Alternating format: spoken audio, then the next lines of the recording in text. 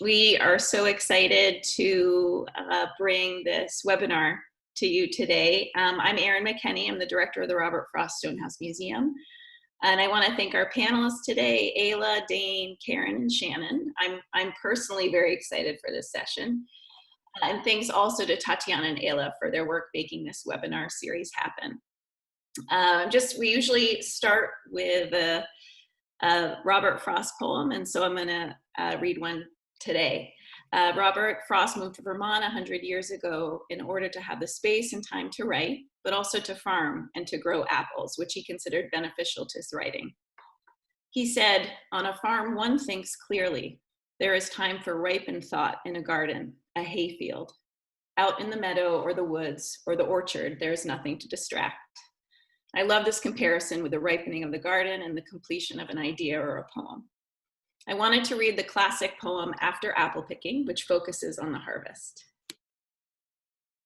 After apple picking. My long two-pointed ladder sticking through a tree toward heaven still, and there's a barrel that I didn't fill beside it, and there may be 2 or 3 apples I didn't pick upon some bough, but I am done with apple picking now. Essence of winter sleep is on the night, the scent of apples I am drowsing off. I cannot rub the strangeness from my sight I got from looking through a pane of glass I skimmed this morning from the drinking trough. And held against the world of hoary grass, it melted, and I let it fall and break. But I was well upon my way to sleep before it fell, and I could tell what form my dreaming was about to take. Magnified apples appear and disappear, stem end and blossom end, and every fleck of russet showing clear. My instep arch not only keeps the ache, it keeps the pressure of a ladder round. I feel the ladder sway as the boughs bend, and I keep hearing from the cellar bin the rumbling sound of load on load of apples coming in. For I have had too much of apple picking. I am overtired of the great harvest I myself desired. There were 10,000 fruit to touch, cherish in hand, lift down and not let fall. For all that struck the earth, no matter if not bruised or spiked with stubble, went surely to the cider apple heap, as of no worth. One can see what will trouble this sleep of mine, whatever sleep it is. Were he not gone, the woodchuck would say whether it's like his long sleep, as I describe it coming on, or just some human sleep. So I think, Tatiana, do you want to introduce folks or? Yeah, totally. Great. Thanks so much, Erin, for that introduction and starting us off with that beautiful poem.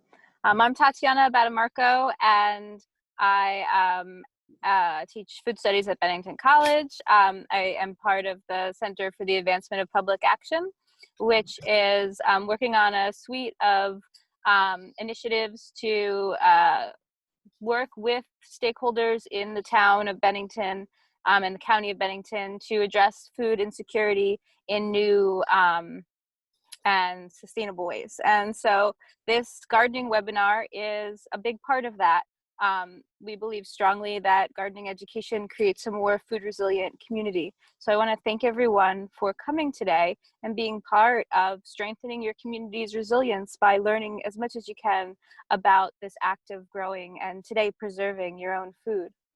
Some of the other programs that we have going right now is we have a Grow a Row program where community gardeners are growing extra food that is being collected by Erin at the Robert Frost House on Tuesdays and delivered to the local food pantries.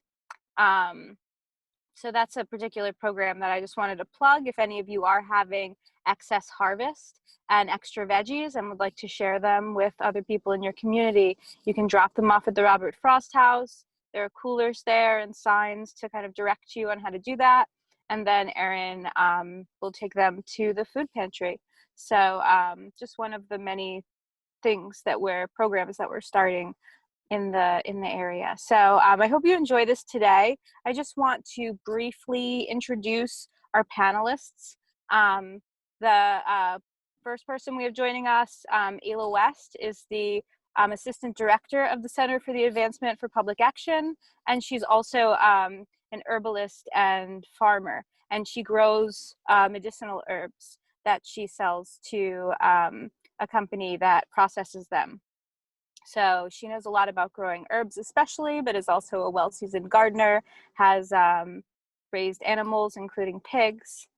And the next person on our panel is Dane Whitman. Dane Whitman is actually a Bennington College alumnus, and he also is running for State House in Vermont. And he has a permaculture landscaping business that he will tell you a little more about. Also joining us today is Shannon Barsati, who is the Community Development Director for the town of Bennington, but also a farmer who raises sheep at her farm in Pownell and has an incredible garden that she's been developing for many years, and a lot of knowledge about growing and preserving food. And then last but not least on our panel is Karen Trubet. Karen Trubet is the owner of True Love Farm, which is an organic vegetable farm right here in Bennington, or on the Shaftesbury line. Maybe she could tell us exactly where she's located, but she's been growing organic vegetables for many years, and you can find her at farmers markets, and also she offers a seasonal CSA. So without further ado, I'd like to turn it over to our panelists. Our plan is that our panelists will give brief introductions, say a little bit about what they're thinking in terms of food preservation, where their head's at, where their experience is, and then we'd like to open it up for Q&A so that everyone here can just ask their questions of the group, anything having to do with food preservation, or even if you have just gardening questions, seasonal questions that relate to the expertise of the folks here. So again, one last time, I just want to thank all of our guests, all of the people viewing, all of the people participating, and with that, I will turn it over to Ayla. Great, thank you, Tatiana. I'm going to share my screen. Let's see, we'll start with this one. So can everybody see this? Great.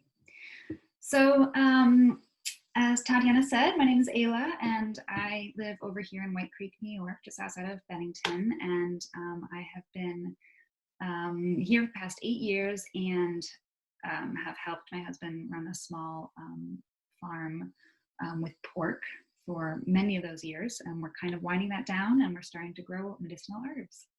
So this is something that I've been learning about for a while, and we talked a lot about this last time. But today, I just want to talk a little about what I'm doing with the herbs right now, besides harvesting them. So how to preserve herbs. The three main ways that are the simplest and best places to start if you have any herbs, and this could be anything from the kitchen herbs, the culinary herbs that we're used to, rosemary, thyme, oregano, sage, all of those, as well as anything medicinal. Those are medicinal too, but anything that's used that's a little bit more esoteric, things we haven't necessarily heard a lot about. So drying is definitely the most, is the simplest and easiest. The main things to note about drying herbs is they need to have airflow, they need heat, and they need time. So essentially what you want to do is the product at the end of after the drying should pretty much be the same product that you had going in when it was fresh. It should still look like the herb that it was. It should smell like it. It should taste like it. So that's kind of what you can use to decipher, to figure out if it still is maintaining all the qualities that you want to get all the medicinal constituents, as well as just a really good cup of tea. That's often how we take in our herbs on a daily basis. And so the way that is simplest to dry herbs, especially if you're talking about in small amounts, is if you find some place in your house that's airy and doesn't have a lot of sunlight. You want to kind of keep things away from the sun, because that's going to deteriorate and degrade the color and the properties. So a shadier place with some airflow. Heat's good, but you don't want heat is kind of the least important. If you have airflow, is definitely the most important. So shade and airflow. I guess we could have put shade up there instead of heat, but all of that does help. I tend to have, when I'm growing drying herbs in bulk, I have racks that I put in my greenhouse that is shaded. So the temperature does get pretty high in there, and that just means that they dry faster. So that's nice. And then, just give it time and wait for them to feel a little crispy. They should be able to kind of crumble a little bit. You don't want them to turn into dust or anything, but they do want to not want to have any more moisture in there, because then that would they would go bad that way. So then you just want to store them in a glass jar with a tight fitting lid, and store them in a cool, dry place. And that's a really easy, really great way to have herbs through the winter when we don't have them in our gardens. Another slightly more complicated system that you can use to preserve herbs it's not as complicated as it seems. It's what we call tinctures, and you probably see them. This is one from Herb Farm. That's a pretty popular brand out there. And essentially what it is you're taking an herb and you are preserving its medicinal qualities in alcohol. You don't have to use alcohol. You can also use glycerin or vinegar, but alcohol is the best. It's just in terms of drawing out all the properties that you want. So I mean, all these things you can also find out, like real recipes and all of that online, but the basic idea is you take an herb and you crush it up. You can either put it through a food processor, just kind of break it down pretty small, and then cover it in alcohol, and you can just use vodka or gin or anything that's above 40%. Or 30% is okay too. But if you're using fresh herbs instead of dried herbs, they're going to have their own water content in it. So you want to use a little bit of a higher alcohol content if you're going to use fresh herbs. But you basically just put herbs in a jar, you cover it with alcohol just by a couple inches, and you let it sit for 4 to 6 weeks. It's kind of, some people think it's better to let them sit in the sunlight. And some people think that that's dangerous and they could explode, and they can put them, and they let them sit in the shade. I always do in the sunlight. I've never had any problems. And I think that it definitely is a way to kind of activate what's going on in there. And then at the end of the time, about 4 to 6 weeks, you can strain it and then bottle it, and again store it in a cool, dry, dark place. So that's kind of the basics of tincturing. And then just another couple of things that you can do with some of the herbs out there right now is make some tonics. These are also called occidentalis. Some of these, if they have vinegar and honey in them, that's what they are. And these are two that are good for general wellness and immune support, which is very good this time of year as we get ready for winter. Elderberry syrup and fire cider, you may have heard of these before. They're pretty popular, and there's tons of recipes out there to find but the basic premise of them is, for the elderberry syrup, you have elderberries, which I think Dean will talk a little bit about. There's many elder trees around here. So it's basically cooking elderberries down in some water and then adding honey, and that's the basic principle or the basic recipe for the syrup. And then you can add a couple other things. I like to add in a little dash of apple cider vinegar, which makes it a little bit more like a tonic.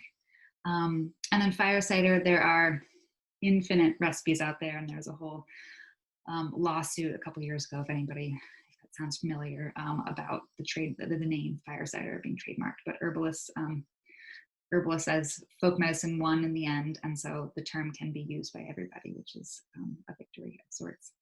And the ingredients that tend to go in it: garlic, onions, horseradish, ginger, and cayenne. And then you use apple cider vinegar and honey, and again, like a tincture, you let that sit for several weeks, and then you can strain it, and then it's yours to take tiny little shots of as you need, maybe once a day, just to kind of keep your system healthy. But it's a pretty strong stuff, so don't take too much. It can kind of overwhelm you a bit. And I think that's all I've got today. So maybe we'll wait and I can take some questions at the end. And then I do have Dane's presentation if we want to move straight on to him. That'd be great. Okay. Thank you. Are you able to screen share for that, Ayla? Yes, I think so. Just a minute. Let me see what I'm.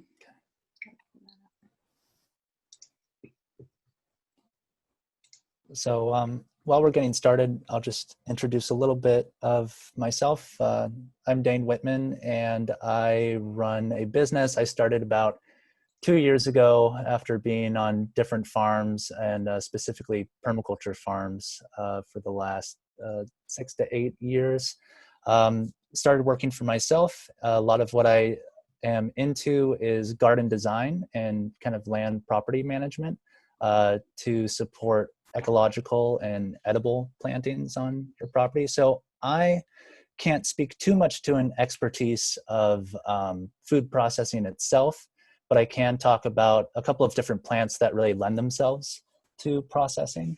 And I see that Jenny Wren is on right now, who I owe a lot of credit to with these different pictures that I'm going to show on our property. She basically owns the property where I live right now.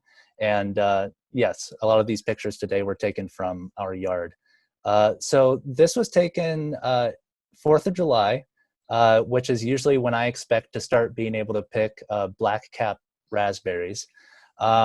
We on this property have pretty much let these grow wild. They just pop up. They're a native bramble.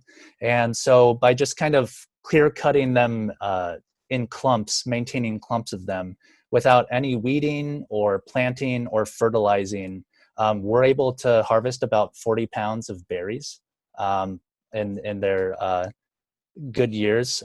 So definitely thinking about food preservation, really need to just find a way to, if you're to eat all of these fresh, you'd end up pretty sick. So definitely lend themselves to being preserved.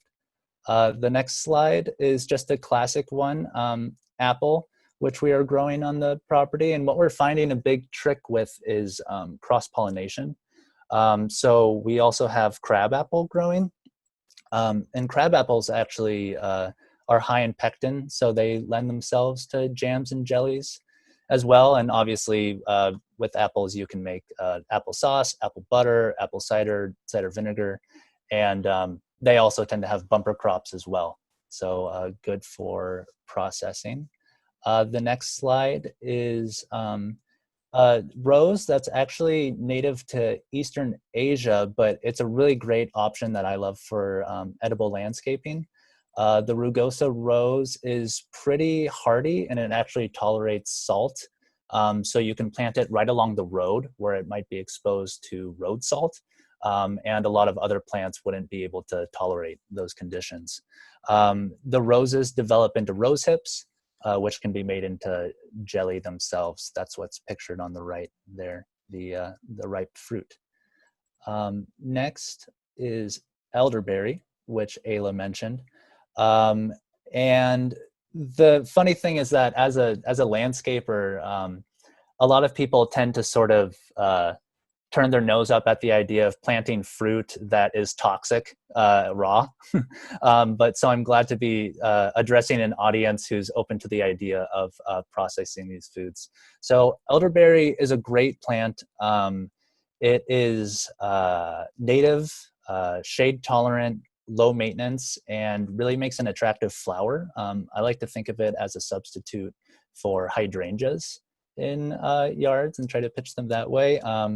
And yeah, it can be made into jellies or syrups and are attractive to wildlife. Another one that not a lot of people have heard of is the Cornelian cherry, which is the next slide, Cornus mass. And I like to think of that as a substitute for forsythia on your property because it creates beautiful yellow blooms and then produces a fruit, a small cherry that is astringent when raw, but if you cook it down, it can be great for pies, jellies, jams, that kind of thing. Another thing that we have on the property right now is blackcurrant, which produces an aromatic berry, which you can eat raw, but it's probably not sweet enough for most people. So you can also make that into jams and jellies. And the great thing about black currants is that if you have an area that's in full shade, it's one of the few fruits that's actually productive in full shade. And finally, another one that's not too well known, Aronia, which is native and is actually a lot more popular in Eastern Europe for wines and jellies and jams, or in the fruit juice. It's baked into breads and things like that. And essentially like a blueberry, it prefers acidic soil and creates really beautiful red foliage in the fall. They have some ornamental varieties. And but yes, it's also known as chokeberry, which says a little bit about how it tastes when you try to eat it raw. Definitely something to cook, process, and preserve. So that's all that I have for today.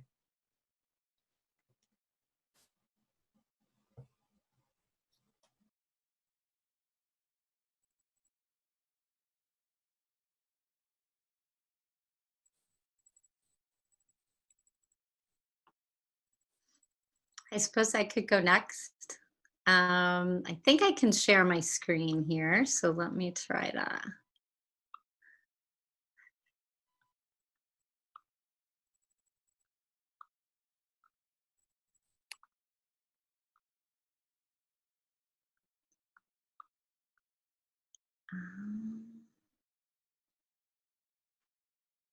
Let's see.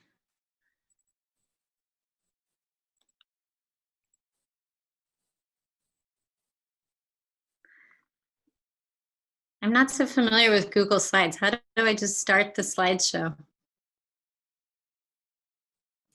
Click on View and then Present. Present. Okay. I'm more used to PowerPoint. So if you all are like me, that your counter looks like this right now in your kitchen, and it's a great adventure to figure out how to. I think, as Karen said, we have the tyranny of abundance this time of year, which is a good problem to have. So I think this was from last summer, and I'm looking at it going, oh, I had a much better zucchini year last year than I did this year.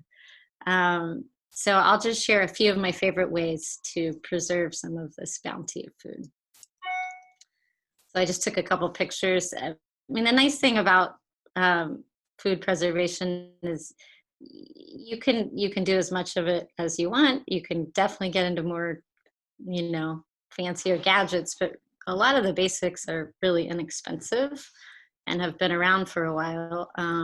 So this first photo is all of your canning basics, which you can usually pick up at any hardware store, along with all of the different sizes of mason jars. Something that I have really gotten into recently in the last couple of years is fermenting. And I have one of these old crocks that I just picked up at a tag sale. But this is a fermenting crock, and there are different kinds. There's sort of the old-fashioned kind, and then these are weights that you can to weigh down whatever you're fermenting in the crock. And there are some different kinds that are also sealed with a water seal as well. This is the food saver for vacuum freezing. And we use a lot of that. We also, so on our small farm, we raise lamb, and we also have raised both chickens and turkeys for our own meat, and we also sell the lamb. So we invested early on in a couple of chest freezers, but I think most households, even a small chest freezer is a really great investment, and they're more and more energy efficient these days as well. So that's kind of how we got started with the food saver, and it's great for vegetables as well as for meats. And then this is a photo of a food dehydrator. So those are probably my favorite ways to preserve food. Go to the next. Yeah. So here's some photos of canning, and I know Karen's going to talk more about canning. Most people think of course, all of your tomatoes and tomato sauces that you can can this time of year. This picture on the right is also peppers, which I had a big crop of. And you can make what are usually called refrigerator pickles as well, where you just do a quick vinegar, usually a vinegar based. I think in this case for the jalapenos, I did some sugar and salt and apple cider vinegar. And then another trick that I've learned is if you put a grape leaf in with your, either cucumber pickles or jalapenos or even green beans, if you're making dilly beans, then the grape leaves will help keep the vegetables crisp. And then another bumper crop that I had last summer was cabbages, and I've really gotten into making sauerkraut. I think I was intimidated by it at first, but it's so easy to make. So here's a picture of my cabbages in the field, and then the crock, which sauerkraut's a great way to start with fermenting, because really the cabbages themselves, when they're fresh, have a lot of juice in them. And so you just really have to mash them up, add salt and create a brine of salt and water. But you don't usually have to add too much water with the cabbage. And then once the key when you're fermenting is that the liquid that you've created with the brine is covering the vegetables, whatever you're fermenting. So that way you're not going to have spoiling when they're, underneath the water. And it's fun to taste and sort of figure out how, what to your taste, how sour you want your sauerkraut to be. And you really know it's ready because it changes color from this more purple of the cabbage to this beautiful ruby red when it's ready. And I also like to add hot pepper to mine. So I threw in some hot peppers as well. And I'm about to make this again, with my cabbages from this year. And I still have one more jar of sauerkraut from last year. So it really does last a long time. And for freezing, actually my husband was just doing this morning, and I'm like, oh, let me take a photo. Because in addition to drying herbs, which is really great to do, you can also freeze herbs for a really fresh flavor.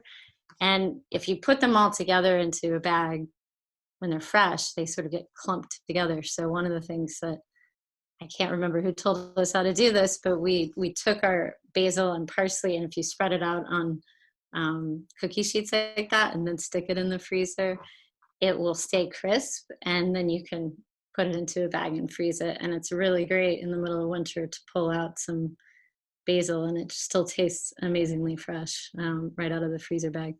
So that's one of the things we like to freeze, as well as green beans on the right. And these are actually from last year, and they're still vacuum packed in the freezer. So, I think a revelation for me was one year, I think I bought some green beans at the grocery store in the spring, so they were being offered at the supermarket, and they were fresh. And then I took out my frozen green beans that were from the summer before, and the frozen beans tasted so much better than the supposedly fresh supermarket beans. So one of the biggest reasons we enjoy food preservation at my house is just because we love, capturing that fresh flavor that you can get when everything's at its height. And it's just delightful to be able to eat in the middle of winter some of the things that you've grown over the summer. And another thing that obviously doesn't last as long, but it's a great way to preserve some of the harvest, and it's an old traditional way, is just to roast vegetables and then store them in olive oil. And then by keeping the oil covering them, these are red peppers, they can be stored in the fridge, I would say, for a couple of weeks. I've never really tested it because these don't last very long. And here's another example of elderberries that Dane also mentioned. And another thing that I enjoy doing is taking fruit when it's in abundance and making liqueurs. So for elderberries, this could also be called a tincture, but it's a delicious way to have elderberries. Is you harvest all the berries, and then I used vodka along with honey and lemon peel. And you can see the color of the elderberries starting to infuse the alcohol. And if you keep this stored in a dark place, in a couple of months, it will be like a port color. And the alcohol, it still has, it's still alcoholic, but it's not as strong. And it's a great way you can add it to, drinks, or you can just have a little bit of it. The other way you can do this that's non-alcoholic, it's called a shrub. And so you take your fruits and add them to vinegar. I usually use apple cider vinegar. I've done this with raspberries before, and it was really delicious. So if you take your raspberries and mix them with sugar, and then add apple cider vinegar, and it will also store for a long time. And I just stored it in the fridge, but you can take little flavors of that and add it to sparkling water, and it's really refreshing. So those are some of my examples of my favorite ways of preserving food. And I also just put in a few resources as far as books. I mean, there's so much out there, and there's so much that you can learn. I still think the Ball Book of Canning and Preserving is great for everybody to have. And The Art of Fermentation is a wonderful book that gets into not only fermenting vegetables, but, making sourdough bread and home brewing and, kombucha, all the different ways that you can explore fermentation. And Story Publishing, which is based out of North Adams, has some great titles too on fermented vegetables, and then just kind of an all-around big book of preserving the harvest.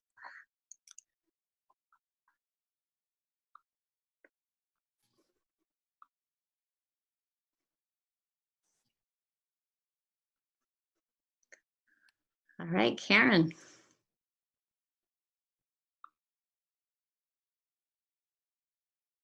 Oh, Karen, I think you're on mute.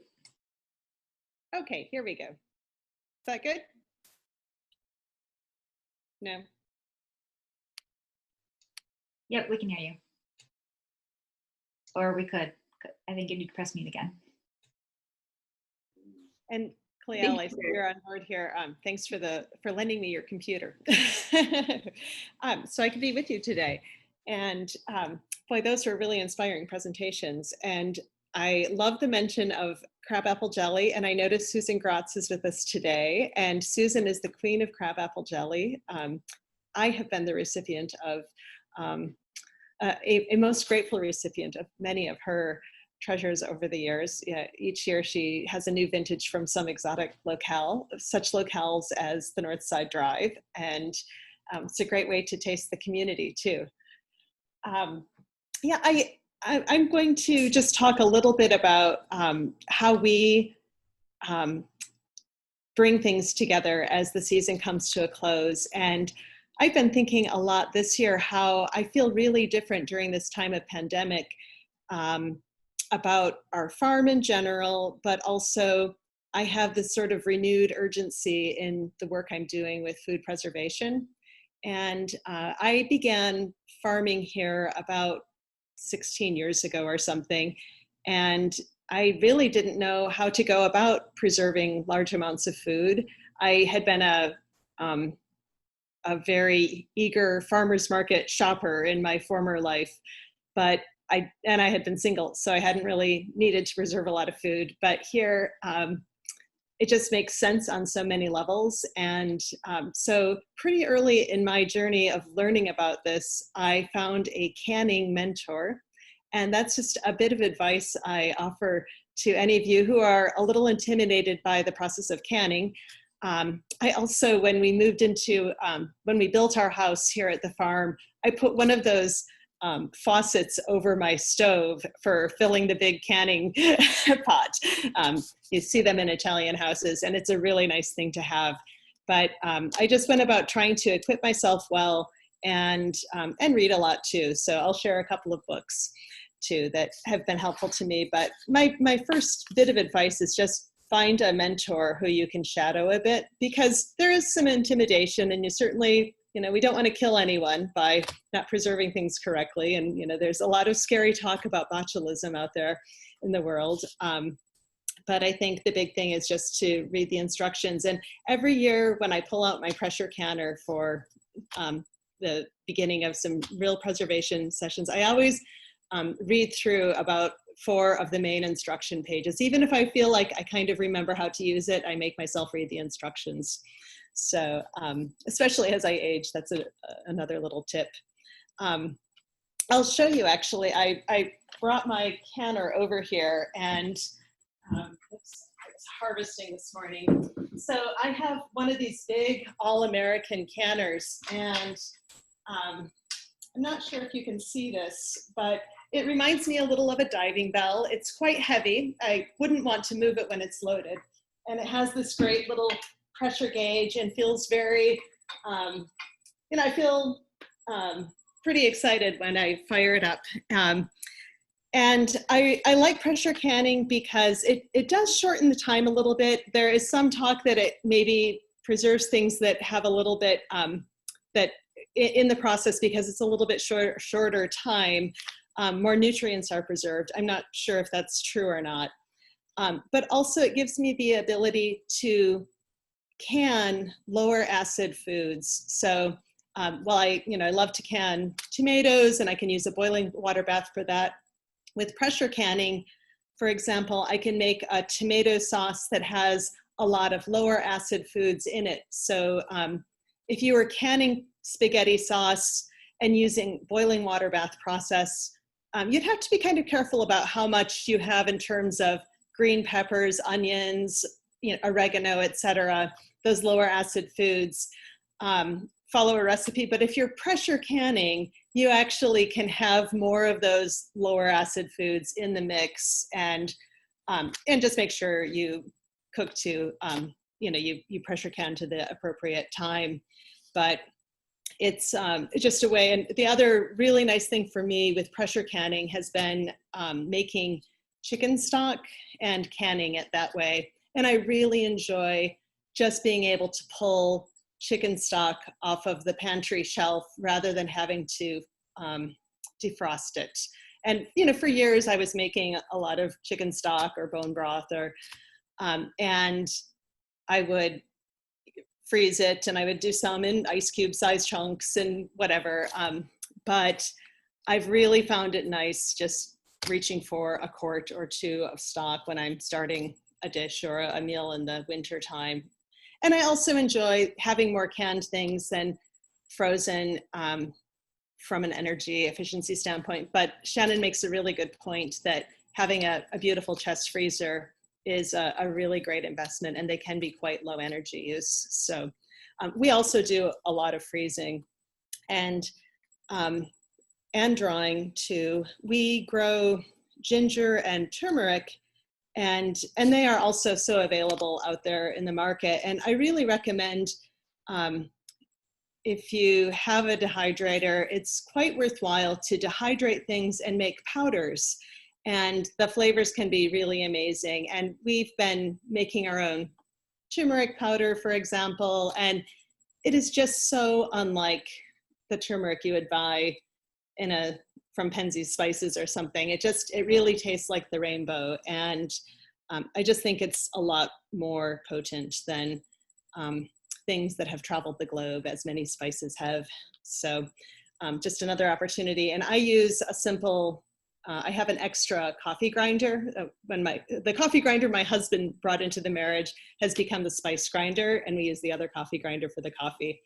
And so we dehydrate things and then we grind them in the spice mill.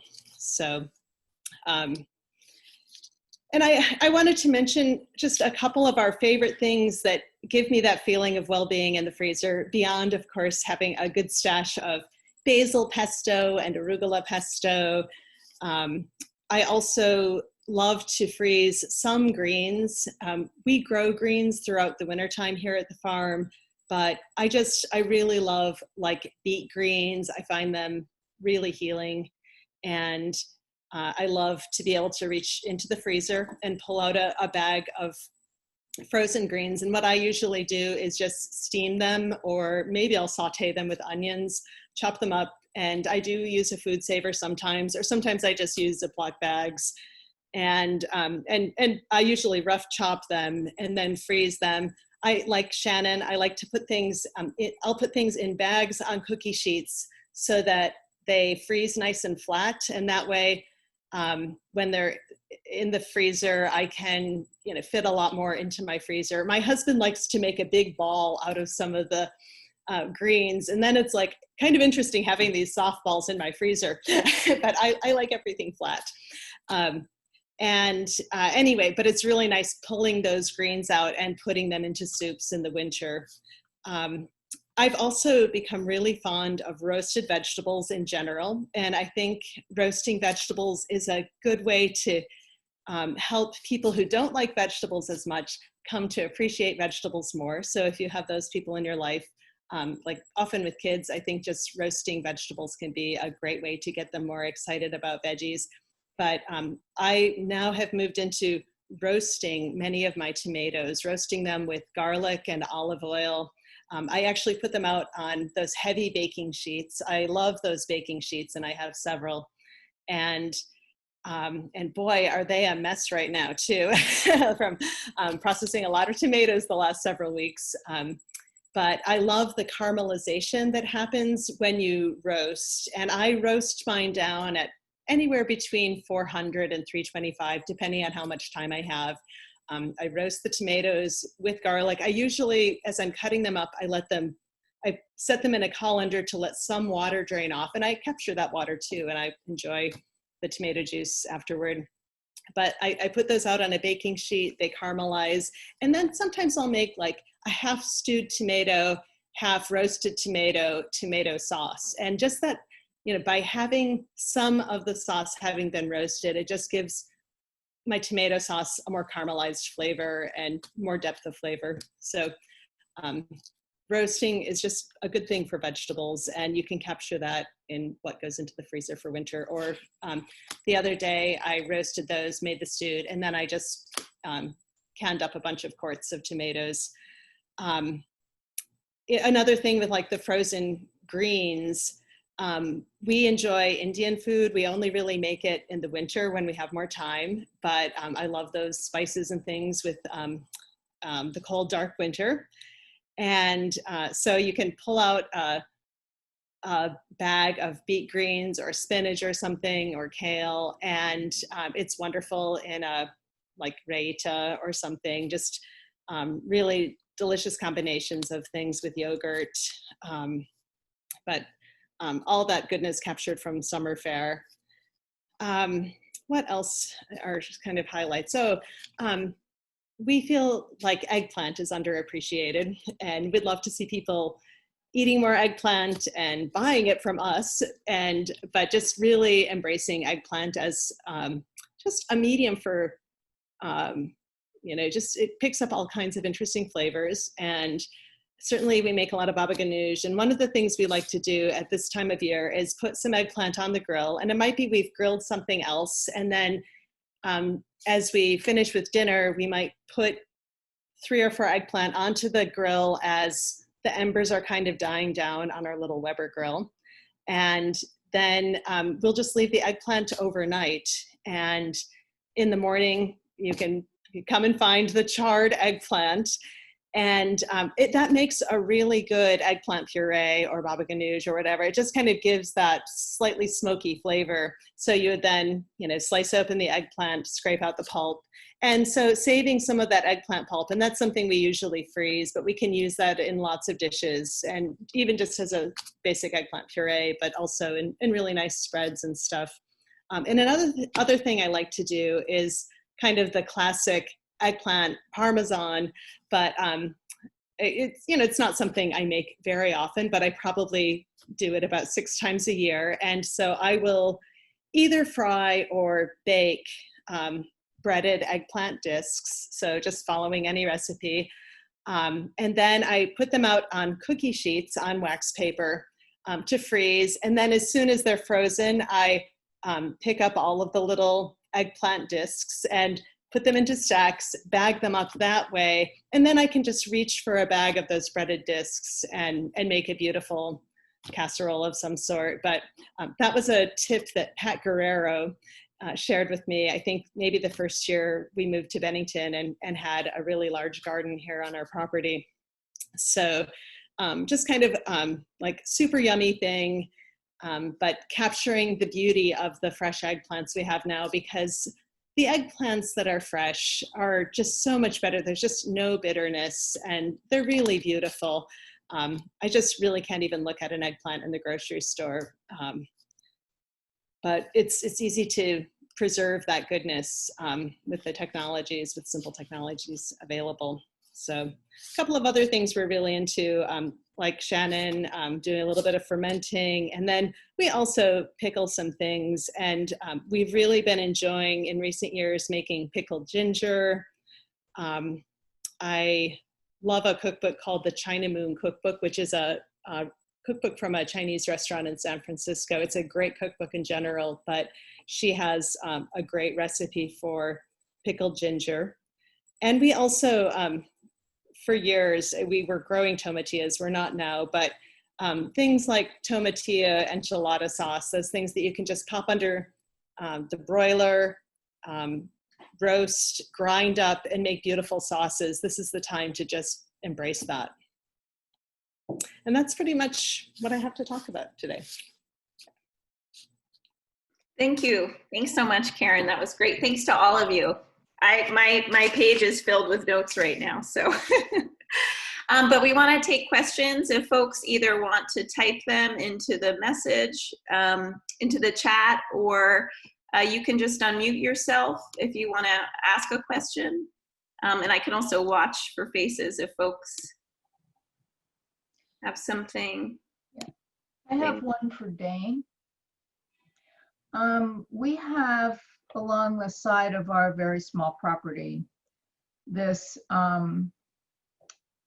it's like a tree, but it spreads through its roots. And I think it is a variety of choke cherry, a bird cherry. And it is just so invasive. And I don't, so how can I get rid of it? I mean, I don't mind having like the main thing, and the main thing is like on the other side of the fence, see, but it comes under the fence, it goes out into the driveway, it's just obnoxious. Yeah, there are a number of different ways to, address that. Either you can try to find a way to cover it, but it sounds like really with something like that that's going up by suckers, you would just want to grub it, which is basically weed it out, clip it, just try to beat it back and try to get something else established there that can sort of fill in the space that's more desirable. Okay, maybe a black choke cherry would be better. Right. Okay, thank you. Mm-hmm.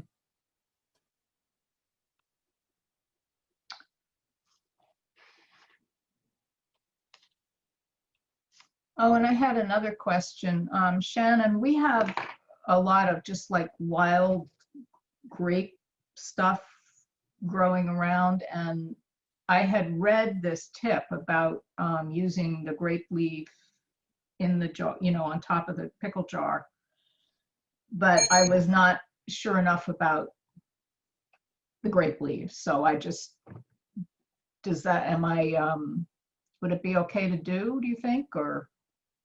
That's what I've used. Just Okay. the one, like the wild grapes that are growing on the fence. Yeah. Yeah, okay.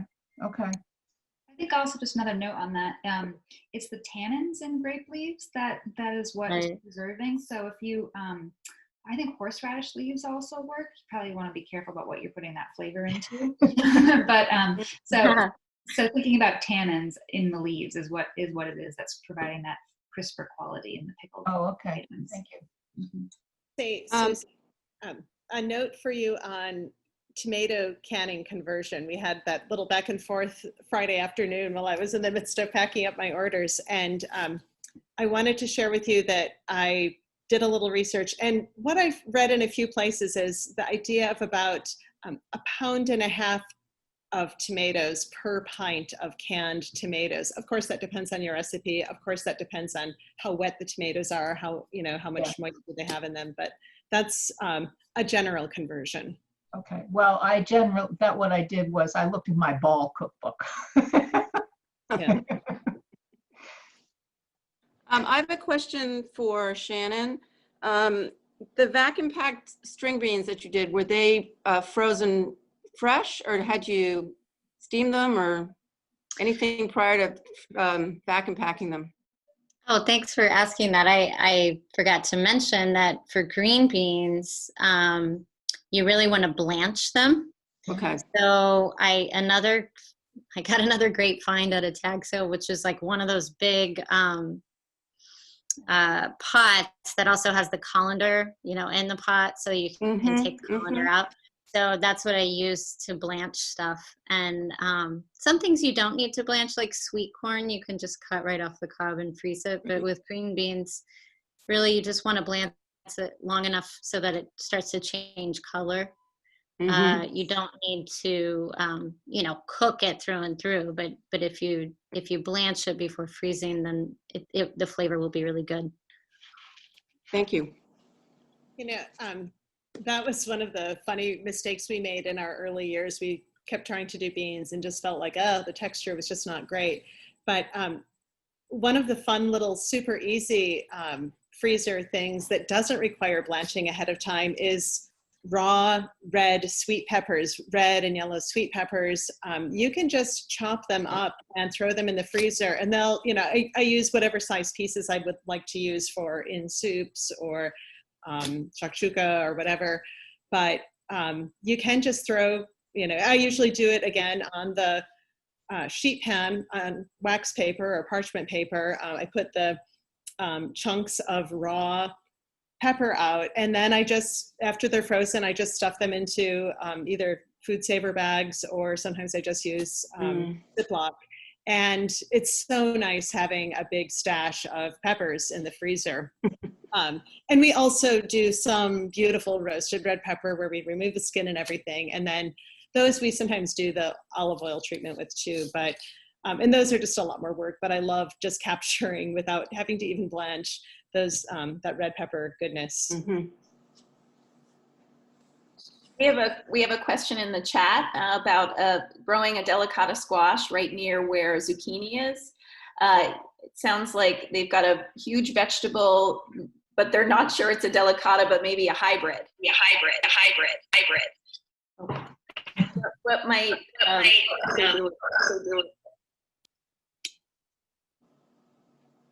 This happened to me last year, Al. So I think the one that I had was a hybrid of a zucchini and a delicata, and it just grew out of the compost pile. But I was like, let's see what it tastes like. And it was actually really good. It was like a giant kind of sweeter zucchini.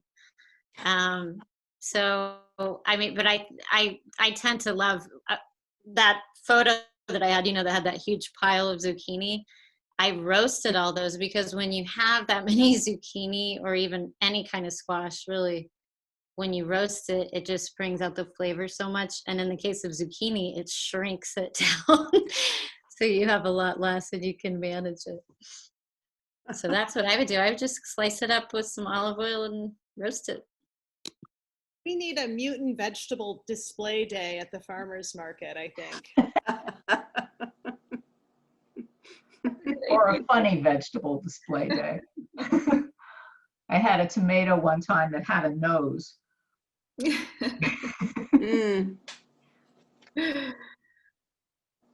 If nobody else has a question, I have another one for Shannon. When you do your sauerkraut, then and you have it in the jars, do you process it?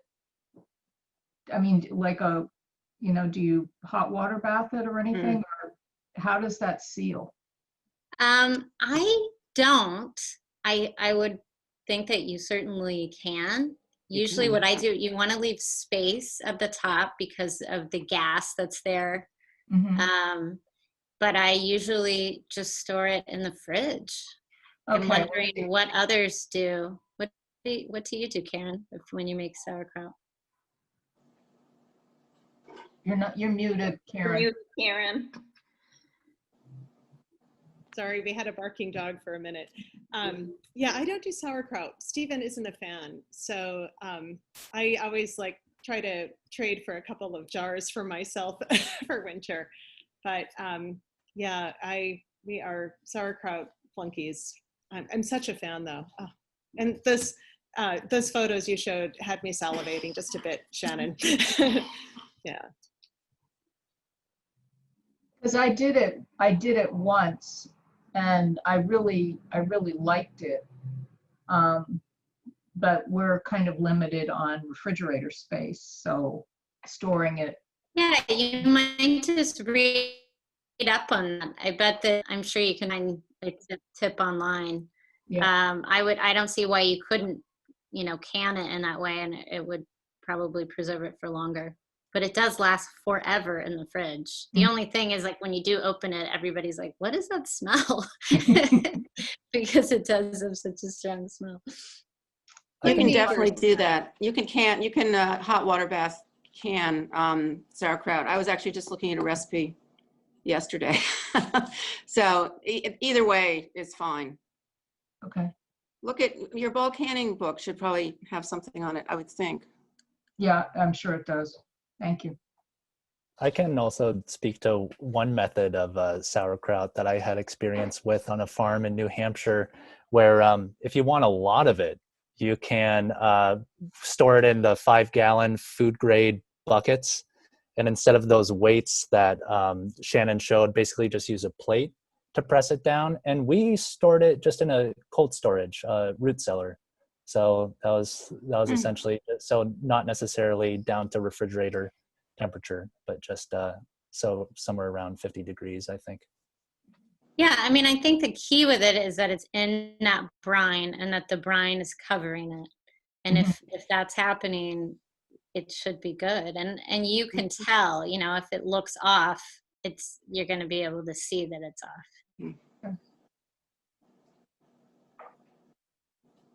Hi.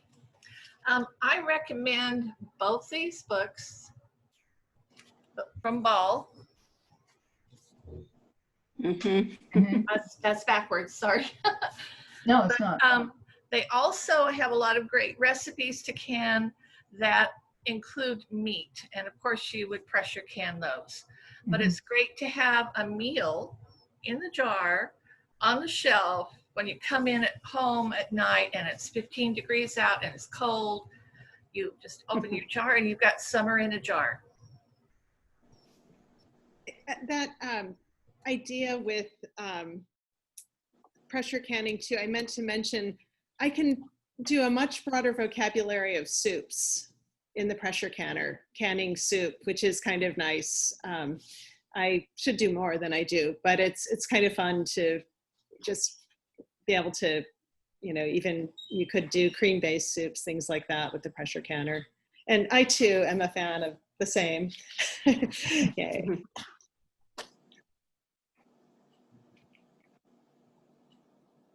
Are there any other?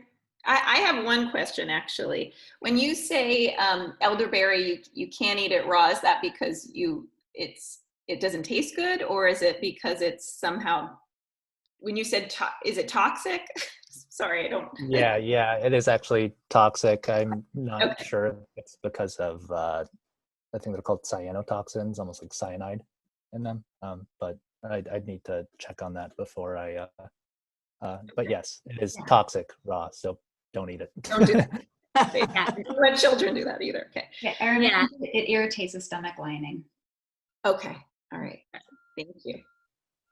I'm But curious, it is amazing how even just cooking it, and sort of making it, let's say you're making it into a jelly or even a juice, it changes the flavor so much of elderberries. There's a question about the home preserving canning book. Who is that by? Who wrote that? This is the Ball book. Oh, okay. This is a Ball publication. And they also put out something, I think you can find it in the seasonal section at the grocery store, and it's updated every couple of years. So if there are sort of new food trends and interesting different kinds of salsas or something, this abbreviated version is really, it has a very good overview of basic canning techniques, and has, you know, a few more current kinds of recipes in it. I don't know how frequently it's updated, but this is just right at the grocery store if you get inspired, and, you know, when you're in the vinegar aisle and decide you want to, but good luck trying to find jars this year. I understand they're hard to find in Bennington. Yeah, this little guy is good too. Just the ball sees annual publication. Great. I wondered if anyone is pressing grapes and doing grape juice. I need advice on that.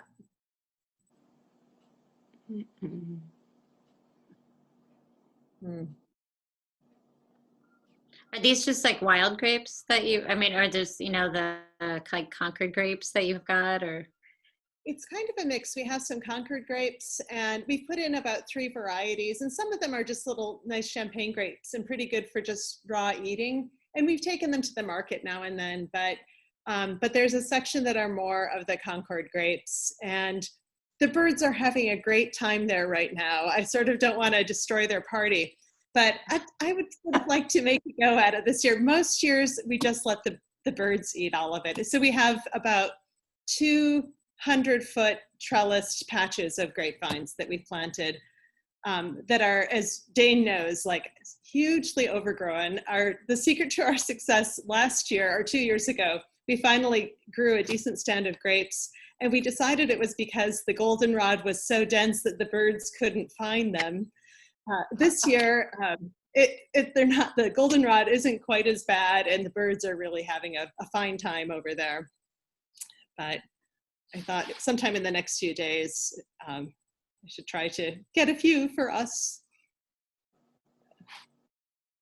Our theory at the farm has just always been, we want to grow enough for everyone. So if we have, like, you know, as we often do, huge insect invasions or whatever, it's just, we try to grow enough for everyone. But there's a note, an answer to you on the chat. Oh, okay. Oh, okay. You see that, Karen? Just throw them stems and all into a pot, bring to a boil, press and strain through cheesecloth, sweeten with honey, maple syrup, or whatever, and can in boiling water bath. That's great. Good.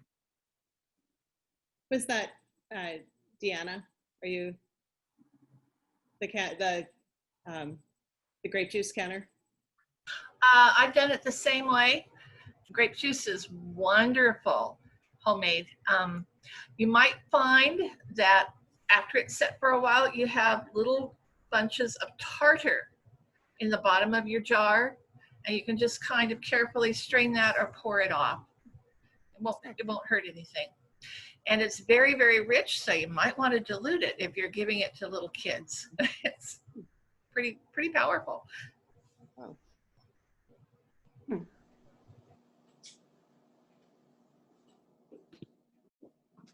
Are there any other questions from folks? Can I ask a question about drying herbs? Just a quick one of Sure. Ada.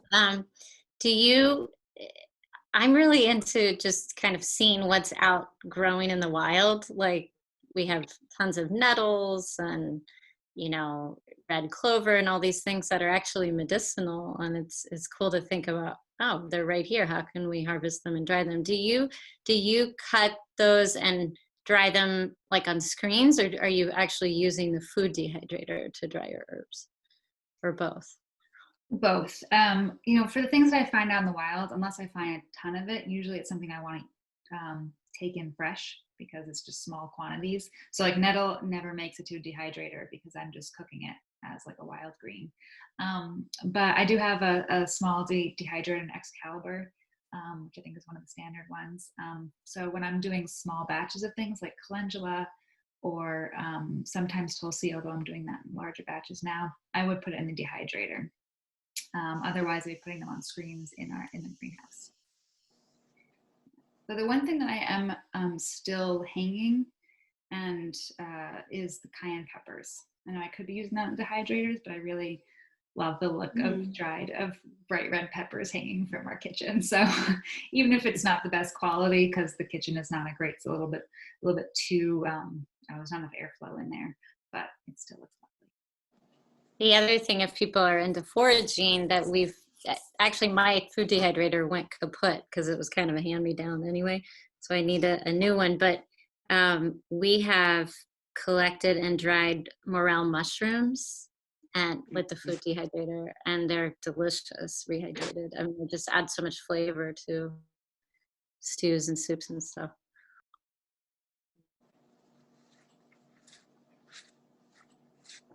Ayla, will this, I know it's being recorded, will this be available for folks if they wanted to get it on the website or later on? And yeah, we can post it on the website with the other ones from the past and do that with the others. Great. Great. All right, any last questions or? I just want to thank you. It was very, very informative. Yes, thank you. Karen, who invited me. I hope you have more and I could join again. It was quite interesting. Thank you. Actually, I should pull up. We do have a couple more coming up. Ayla, I should have put that in front of me. I'm sorry. I think there's definitely one in September and October. Yeah. So September 14th. No problem. Yeah, so September 14th is the next one, and that one is going to be on fall preparations for winter gardens. And then the following one will be on October 12th. These are all Mondays at 11 a.m. And the October 12th one is on storage crops. Great, and it will be the same panel on the next webinar, so you can be thinking about questions. All right, well, thank you. Unless if there's not any other questions, we'll end today, but thank you so much to all of our panelists, and thanks to all of you for showing up today. This was really, really interesting. It was. Thank you. Thank you. Take care. Thank you. Thanks, everyone. Great. Thanks, everybody.